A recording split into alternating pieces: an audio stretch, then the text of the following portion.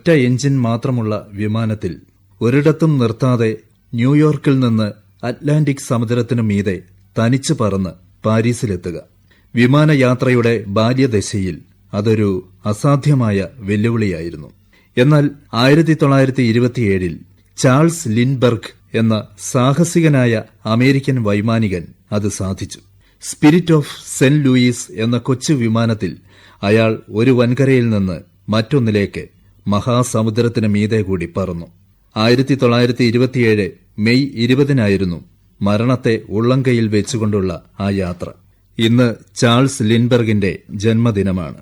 1902 ഫെബ്രുവരി 4 അമേരിക്കയിലെ ഡിട്രോയിറ്റിൽ ജനിച്ചു. കുട്ടിക്കാലം മുതലേ യന്ത്രങ്ങളോടായിരുന്നു ലിൻഡ്ബർഗിന് താൽപര്യം.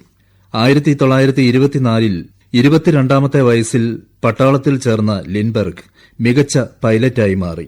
1919 ന്യൂയോർക്കിൽ നിന്ന് പാരീസിലേക്ക് ഒരിടത്തും നിർത്താതെ പറക്കുന്ന പൈലറ്റിന് $25,000 സമ്മാനം നൽകുമെന്ന് ഒരു ഹോട്ടൽ ഉടമ പ്രഖ്യാപിച്ചിരുന്നു. 8 വർഷത്തോളം ഇക്കാര്യത്തിൽ ആരും വിജയിച്ചില്ല. അതിനുവേണ്ടി ശ്രമിച്ച നിരവധി വൈമാനികർ ഒന്നുകിൽ മരിക്കുകയോ അല്ലെങ്കിൽ ഗുരുതരമായ പരിക്കിന് ഇരയാവുകയോ ചെയ്തു.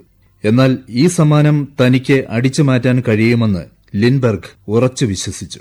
സ്വന്തം ഡിസൈൻ കൂടി അനുസരിച്ച് നിർമ്മിച്ച വിമാനത്തിന് സ്പിരിറ്റ് ഓഫ് സെന്റ് ലൂയിസ് എന്ന് ലിൻഡ്ബർഗ് പേരിട്ടു. ഒടുവിൽ ആ ദിവസം വന്നെത്തി. 1927 മെയ് 20 രാവിലെ 7:52 ന്യൂയോർക്കിലെ റൂസ്വെൽറ്റ് ഫീൽഡിൽ നിന്ന് സ്പിരിറ്റ് ഓഫ് സെന്റ് ലൂയിസ് പറന്നുയർന്നു. നിർഭയനായി അനന്തമായ കടലിനും മലകൾക്കും പാടങ്ങൾക്കും മീതെ കൂടി ലിൻഡ്ബർഗ് ആ വിമാനം പറത്തി. പിറ്റേന്ന് രാത്രി 10:22 പാരീസിനടുത്തുള്ള ലേ ബുർഗ് വിമാനത്താവളത്തിൽ ലിൻഡ്ബർഗ് സുരക്ഷിതനായി ഇറങ്ങി. അവിടെ ആയിരങ്ങൾ അദ്ദേഹത്തെ സ്വീകരിക്കാനായി തടിച്ചുകൂടി. 33.5 മണിക്കൂർ കൊണ്ട് 57,900 കിലോമീറ്റർ ദൂരമാണ് ഒരിടത്തും നിർത്താതെ ലിൻഡ്ബർഗ് പറപ്പിച്ചത്. ലോകമെങ്ങും കോരിത്തെരിപ്പുണ്ടാക്കിയ സംഭവമായി മാറിയത്. പുരസ്കാരങ്ങളും പ്രശംസകളും ലിൻഡ്ബർഗിനെ മൂടി. ഒരു ദേശീയ നായകനായി അദ്ദേഹം വാഴ്ത്തപ്പെട്ടു. സന്തുഷ്ടമായ ജീവിതം നയിച്ചിരുന്ന ലിൻഡ്ബർഗിന്റെ ജീവിതത്തിൽ 1932 മാർച്ച് 1 ഭയങ്കരമായ ഒരു ദുരന്തം സംഭവിച്ചു. അദ്ദേഹത്തിന്റെ വീട്ടിൽ നിന്ന് 2 വയസ്സുള്ള മകൻ ലിൻഡ്ബർഗ് ജൂനിയറിനെ ആരോ തട്ടിക്കൊണ്ടുപോയി. 2.5 മാസത്തിനു ശേഷം ആ കുട്ടിയുടെ മൃതദേഹമാണ് തിരിച്ചു കിട്ടിയത്. കുറ്റവാളിയെ പിടികൂടുകയും അയാളെ വധശിക്ഷയ്ക്ക് വിധേയനാക്കുകയും ചെയ്തു.